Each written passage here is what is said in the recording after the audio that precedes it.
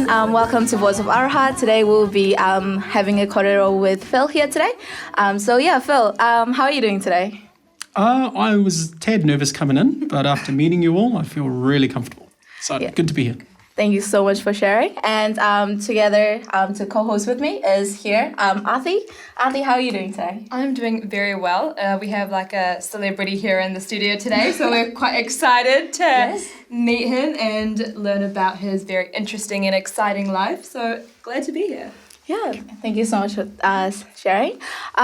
Phil, today just welcome to Voice of Aotearoa. And can you tell us more about your journey and what you do? Do you want me to start with who I am, my background for my job, or what would you like first? You can tell us about your background. My background? Okay. Mm-hmm. So I'll just start with the pepeha in reo Māori and then my language, if that's all right. I'm just that's all good. To get a bit more confident. So ko Piripi taku ingoa, ko Assyrian taku iwi, ko Hakare taku maunga, ko Juliet taku mama, ko Abram taku papa, ko New Zealand taku waka. Nō reira, tēnā koutou, tēnā tātou katoa, ana Shimili Philip, o anam sothin Surith, i wana Athornaya, hautu Basimara Balaha Persat, qat Athin, sothin Ammachon. So basically, my name is Phil. I've been in the police for coming 14 and a half years, so it's gone really fast. I'm originally from Iraq. So my parents, I was born in Iraq, but during the Iran and Iraq war, we had to flee. I mean, Dad was conscripted into the army. There was a lot of, as you know, horrible things going on. So my parents decided to make the brave move to leave Iraq. So ethnically, I'm an Assyrian, similar to one of your co-founders, Kodrian. We're of a similar background, or the same background. Yes. So we speak Assyrian, which is a very old and ancient language, arguably one of the oldest surviving languages in the world. It's related to Arabic and to Hebrew, so they're all Semitic languages. And we claim to be sort of like the tangata whenua of modern-day Iraq. So we've been in existence, I would say, for, if my history is right, coming 5,000 to 6,000 years. But we're a diminishing population, and I guess the onus is on us to continue our legacy, continue our history and learning our language. So growing up, it was hard because my parents kind of forced Assyrian down our throats.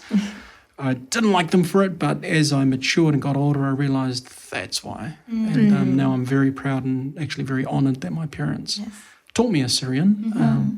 So that's sort of a quick run through. So I was a year old, we left. It was a horrible journey according to my parents. Dad doesn't like to talk about it, but my uncles who were on the journey do talk about it. I think it was about 14 to 15 days on foot and on horseback through treacherous terrain, through a couple of borders to get to Iran, where they sought asylum. The Iranians were really nice and welcoming.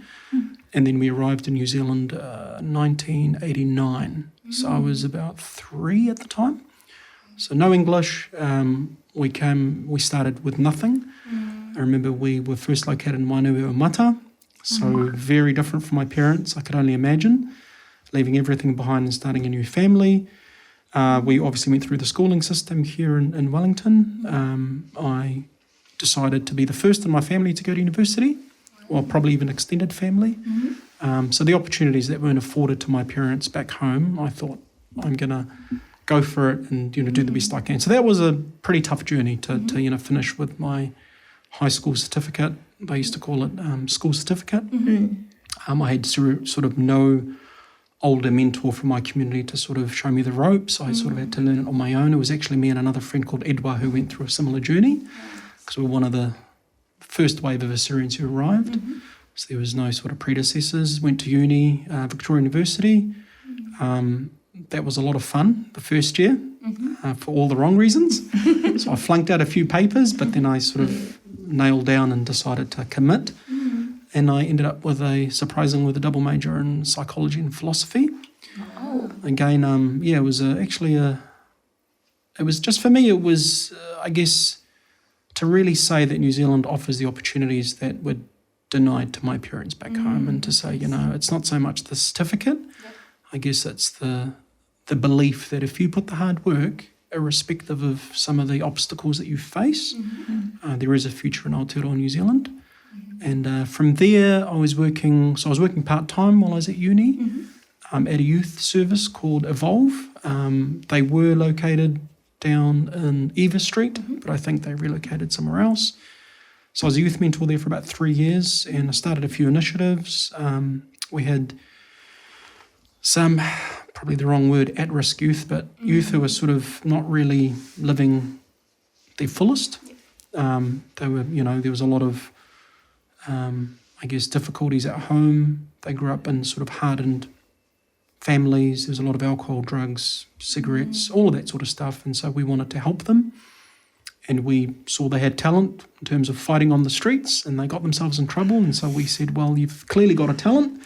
How about we harness that energy and into something productive? And so we started a fitness program. So we had about 20 to 30 participants. It was a Muay Thai kickboxing initiative. There was a bit of critique as to why you're enabling these young people in wrong ways, but we saw it differently. We saw it as we're teaching you discipline, consistency, a belonging, a cessation of smoking and drugs and alcohol. And look, out of the 20 to 30 that signed up, 10 committed. We made, I think, 4 champions out of them. And look, I'm not going to say their life changed overnight, but certainly you saw a reduction in all of the addictions. They didn't want to go to town. They didn't want to fight because now they had a goal, and that was to become the North Island champion or the New Zealand champion or whatever their goal was. So it was good to be part of that journey. So in that journey of being a youth mentor, we were doing a driver licensing program actually for some of the same youth who were driving without licenses. Funny enough, you asked that question earlier. And we met a local cop. So remember, up until this point, I had a very skewed perception of police based on where we've come from, or my parents, their fear of police and authoritative figures. That was transposed onto us as kids, even though we didn't experience what it was like in the Middle East, but, secondary trauma is real. So we had all these perceptions, and we grew up in social housing, so all our friends had a certain perception, so, a product of our environment, really. Until I still remember his name, Constable Matt Boyce. He was a local community beat patrol officer in Wellington City. And we got his assistance in terms of the licensing project. So just to spell out the rules and all of that sort of, stuff, tough questions. And we sort of had a bit of a relationship going. And for the first time, by meeting him, my whole perception of police kind of changed. And obviously I was 19, 20 at the time, I can't remember. And he said, have you thought of joining the police? And until that point, it was the furthest thing from my mind. I still remember, I've still got the booklet. He gave me a really old school booklet, and it just sort of deciphered what policing is. And I just fell in love. I thought, wow, this is me. Because it combines, the intellect with physical. And I could never for the life of me do something that's fully labour intensive only, or fully just all in your head. Like I said, in office all day, so a bit of combination was what I did. And so we did what they called a ride-along. Did a ride-along to get a taste of what frontline policing was like, and I never looked back. So I joined, and here I am now, 14 and a half years later. Awesome. From psychology and philosophy to working with the police, that's an incredible journey. What is your why for doing that? What inspired that, and why are you continuing with this role? What is pushing you to do that? It evolves. I think the initial why, I think generally the why is the same, but as you sort of move through the motions of life, you evolve with the times. What is the demand? I think then addresses my why. So my initial why was exactly what it is now, really. It was an extension of the community work that I was really enjoying, seeing kids who are fighting on streets now holding titles and championships and stuff. Seeing young, some of our young African Middle Eastern kids driving that licenses now had a learner's license. Seeing, young people with all sorts of trauma and mental health issues seeing a counsellor, or being nurtured in a way that is culturally appropriate. Seeing these wins, really fueled my desire to help. And it also comes back to my dad, who is a priest for our church. So he pretty much built the Assyrian community, started the first church, started the first Assyrian Association, and a host of other things, even actually Assyrian Radio he started up. So he worked really hard, diligently in the early 90s. And I always say when my dad became a priest, we lost the father, but the community gained a father. So he worked tirelessly to give. We kind of resented him for it being young. We didn't understand his goal because we're kids, you know, we want our dad, we want to go to McDonald's, we want to... And so he had to make that really, he had to sacrifice a lot, always being out there helping people. So I think that was sort of in our mindset. I just didn't know in which angle that was going to come out, and it wasn't going to be through the church, respectfully. Yes. So I think I found my calling through Evolve Youth Service. So policing, I saw an opportunity as an extension of that work, but in a position, and I don't say this in a controlling way, I say it in a, when you have position of authority, you can be a game changer. You know, like what I mean is being a police officer, you're given a lot of authority, with it comes a lot of responsibility. You're meeting people at their absolute worst. Like we're talking life and death. We're talking people who want to take their own lives.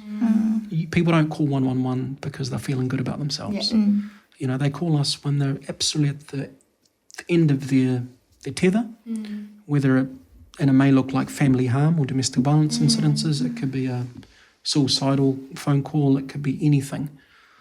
Drunken driving, whatever the case may be. So I thought two things. I thought, well, and with obviously the guidance of that constable I'm talking about, he said there is a great opportunity to get into the community space. So you do your due diligence, you know, you do your frontline, which, you know, does your, that you've got to do to formulate your base, and then from there you can specialise in so many different fields.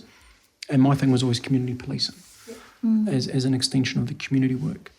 And it's really paid off. I get to make a difference in people's lives every day. Sometimes, you know, it's difficult, it's tough. People ask a lot from you. There's a lot of perception bias that you feel. And I'm not to say that police are perfect, absolutely not. We've got a long way to go, but I think in comparison to other Western countries or the world, I think we're absolutely world leading in a lot of the prevention work that we do, as opposed to just the response that we see on TV. The sirens going, we do a lot of the background stuff. So I'm proud of that. And the second part is, I think, you know, it's easy to be an activist. It's easy to be an activist, but it's hard to be an advocate. And so we see a lot of activism, and I'm not denouncing that. That's great. That's the first start, you know, to get a placard and to go out there and show your voice, cool. But when that stage is gone, all is said and done, what are we doing in the background? Where are we seeing the Codrians of this world day in, day out, chipping in behind closed doors, but no one's watching? So that's advocacy. And I think we need a merger of that. And so I was always told, you know, we had a lot of, you know, police are this, police are that. Can we be the agents of change? You know, by me joining the police, I believe that I've opened a lot of doors for a lot of my community members to understand and to just see me in uniform. They know who I was. They know my background, they know my pedigree, and then see me in uniform. It's like, oh, so they associate good person, police. Clearly they're not an evil, ugly entity as we kind of sometimes see it, because based on our previous experiences back home. You know, and also speaking my language, bringing my reo into the police, cultural training for a lot of our frontline cops who've had no exposure sometimes to other ethnicities. But it goes beyond my culture. It goes towards the refugee experience. That's the biggest that I can contribute, as well as the migrant experience. So that's our Middle Eastern, Latin American, African, Asian communities. That's a long answer, but I'm passionate about what I do, so... No, that's like really amazing. Yeah, thank you so much for sharing that. And as you mentioned, like you seem to be part of like quite different kind of communities, so like ethnic communities, church communities, and then like the police kind of communities. Like, what sort of supports and services do you provide? So at the moment, my role is under the ethnic services. So we have the broader arm of how can I put this? So MPS, so Māori Pacific Ethnic Services, is one stream of policing. So as the name says, there's the Māori division, the ethnic, and the Pacific division. So I work under the ethnic division. So ethnic, we define it, we take the definition from the Office for Ethnic Communities, which broadly, it's a very broad definition, but it means anyone who does not identify as Māori, Pacific, or European. So I'm dealing with everybody else. So our Asian subcontinent, Middle East, Latin America, and Africa. So a broad spectrum of languages, cultures, demands, needs, aspirations. So we've obviously, in the role that we do, so I work with Johnny Zhu, Sergeant Johnny Zhu. He's of a Chinese background, and he's amazing at what he does. So we've built some really strong relationships and inroads with our faith groups, our major faith groups. So there's about 7 or 8 major ones. And that's our Muslim community, Jewish community, Hindu, Sikh. I can't think of all of them, Buddhist community. You get my drift. As well as our cultural associations as well. So there's the faith element. And these overlap, obviously, but I'm just sort of generalising. And our cultural associations like, our Wellington Indian Association, Colburnia, our Somali community, our Latin community, Chinese communities, etc., etc. So we've built relationships with the community groups and associations, as well as that, our NGOs, like refugee trauma recovery, as well as interpreting services, language support, Shakti, our women refuge support networks. So there's a whole list of different people that we network with. So that's where we derive our support. Asian Family Services, for example, as well. So what we tend to do in the field that we work in is we act as a bridge between the police and our ethnic communities. So part of that is informing the ethnic communities and our partner agencies about who the police are, what their vision is and what we do and how to contact us. Similarly, we then go to the police and go, hey, this is who our ethnic communities are. This is what they expect of us. This is some of the cultural tikanga when interacting with, say, a female Indian lady or a male Muslim man or somebody else. What are some of the things that we can do that are culturally responsive to their needs and demands? And this is their priority of needs. So while we may have maybe a Western worldview of what's important, if we were to write 1 to 10 in terms of, governmental organisations, in terms of what is our priorities, where's the highest risk, a lot of times if we take it to that family we're dealing with, they'll probably flip it upside down and their demands and what they deem important is the opposite. And so it's us being mindful of these concerns and aspirations that our communities have in order for what? So we can deliver the best service that our communities expect and deserve. And that's the heart of it. It's just basically providing safety and security for all. In order to do that properly, we've got to be mindful of who we're serving. That's really great. Thank you for sharing that. You talked about when you were growing up, you had a lot of perceptions of police. And so working for the police, how have those changed or not changed? It's a good question. Forced me to think about it, actually. I think growing up in social housing, we saw a lot of our friends get in trouble with the police. And so obviously the narrative that I heard growing up was, police are racist, police target you because you're a migrant or because you're a person of colour. And they purposely go out there doing that. And remember, this was the 90s, so hey, there could be merit to that, absolutely. And also, the media, TV, watching cop series or watching all sorts of movies, listening to rap. Rap culture was a big thing, Tupac, Biggie Smalls, all of that. I grew up with that, So what do they talk about? Police being racist, police not being good. And so as a kid, you're a sponge and you absorb all these things. So you have a worldview that may not be 100% reflective of what's actually going on. So I think joining the police was a big wow. I think the number one thing that I did pick up was actually, I can only talk about Wellington too, because there's obviously different districts. And when I say Wellington district, I mean Wellington City. For the biggest part of my career, it's been Wellington City, so I can only speak to that. And, in my experience, I see honest people who come to work to try and make a difference. The issue isn't what their intent is, the issue is how does that land?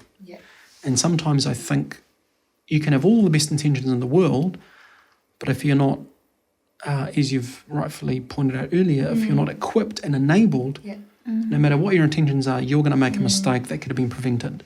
You might walk into somebody's house without the cultural nuance. So you've caused an offence or you've done something that you innocently didn't understand or know at the time, even though your intention is, I'm joining the police to make a difference. But if I've grown up in Invercargill all my life and I've never been exposed to Cannons Creek, Yeah. there's a whole lot of tikanga I've got to understand. So for me, that's one thing I learned, is that actually these people who join the police really do have the qualities to really do the mahi. It's about how do we enable them, and that's what our division was created. It's about, we've got some, really dedicated staff. How do we enable them? In saying that, as with any work group, any organisation that, we've got our values. So our values are called primed. So P stands for professionalism, R is respect for those you serve, I is integrity, M is commitment to Māori and the treaty, E is empathy, and D is diversity. So empathy and diversity were only introduced about 5 years ago. And this was because of the advocacy, I'll use that word, I think a lot from the MPS space, the Māori Pacific Ethnic Services. Yeah. And we've got a strong sounding board at the leadership level.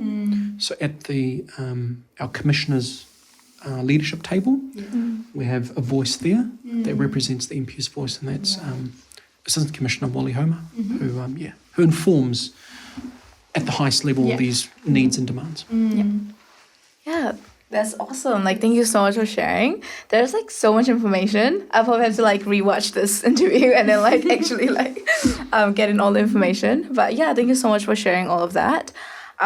Just one of second to last questions, I guess. So if people face hate or discrimination, so how do we report it?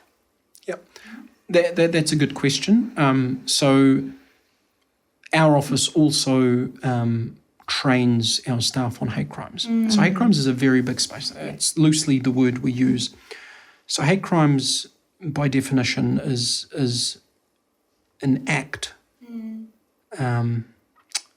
or through acts or words biased towards somebody's enduring characteristics. So there's 5 enduring characteristics.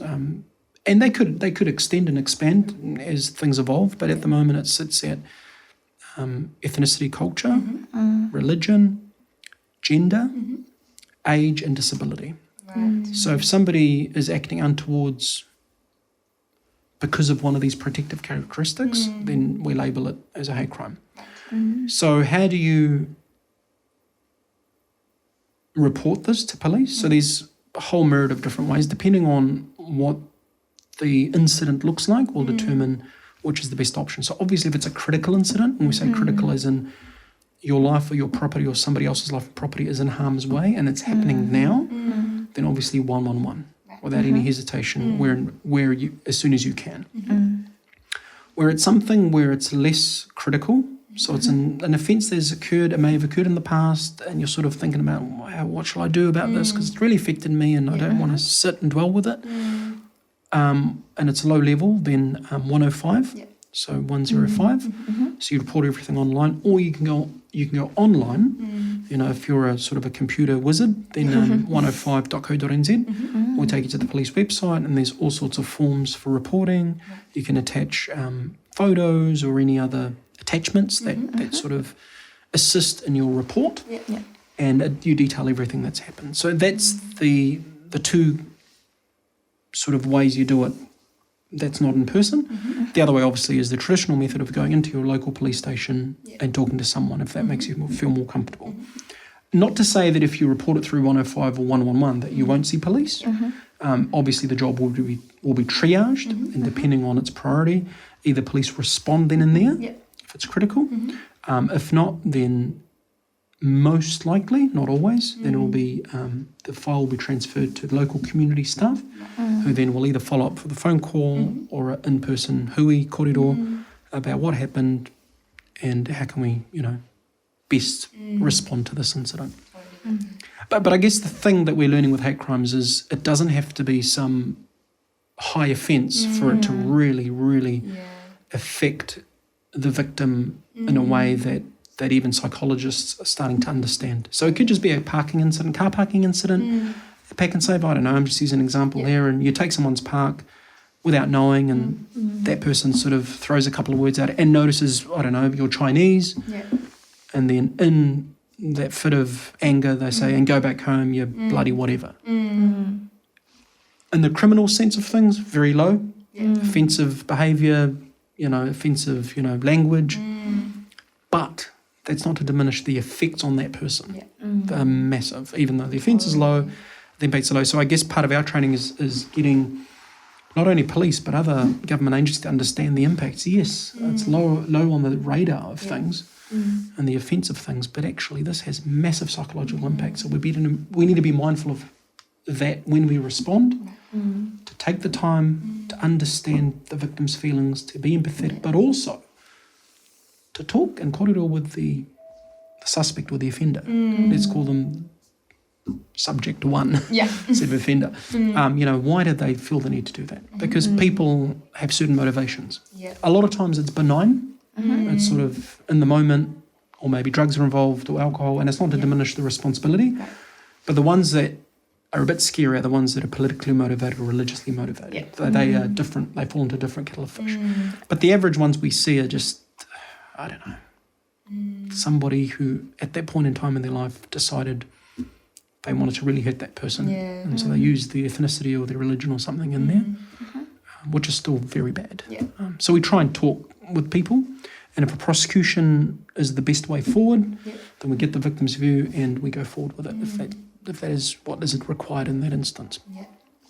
Thank you for sharing that. That's really important to know.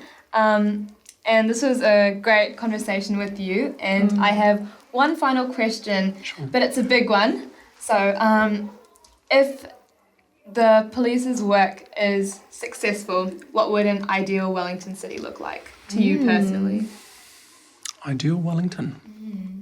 I think I can't get too creative with this. I think it's just, if people are safe, if we have safe families, safe communities, and safe businesses. So if you feel safe at home, you feel safe out in the community, and you feel safe in your business or operation, then I think that summarises it, right? The three key compartments of what safety is. Because, you can be safe at home but not safe out in the public. Or conversely, you can be safe out in the public, but you come home and it's a very bad state of affairs. So I think if we do... And the thing is, it's a joint effort. I mean, I think police, we're realising we can't be everything to everyone. And we're just a slither of a bigger societal issue that comes down to so many different compartments. But I think in our space, social cohesion is one of them. Communities learning to live together in a prosperous way. And I wouldn't call it a melting pot, because melting pot seems to indicate that I need to lose my culture and you lose yours and we kind of become one. I think a mosaic is better, because you retain your beauty and I retain my beauty, and together we make this big picture. So I think a mosaic of people, thinking up there now, a mosaic of happy people who can bring who they are every day to their job, whether it's policing, whether it's investigative interviewing, things that Voice of Aotearoa strives for. And I think, again, if you feel safe at home, you feel safe out in the public, and you feel safe in your business, then I think our job as Kiwis is done, with the help of police and other agencies. Thank you so much. This has been such a wonderful kōrero with you. Thank you so much for coming, Phil. And thank you to all our viewers as well. And follow us on all our social media to, have more wonderful kōrero. So thank you so much for today. I hope you have a great rest of the day. Thank you. Can I just add one more thing? For the viewers who are watching, we are always recruiting for diversity in the police. So, I think it is a job that is very exciting, comes with a lot of challenges, I must say, but is very rewarding. So I think the best thing we can do is recruit more ethnicity and diversity into our organisation, because that is, the biggest change we can make. So if you two, we'll have a chat after this. But spread the message. We're also looking for volunteers as well in the police. We're always welcoming people who want to work alongside us and make a difference. So, kia ora. Thank you. Awesome. Yes, Thank take you. it up on the offer.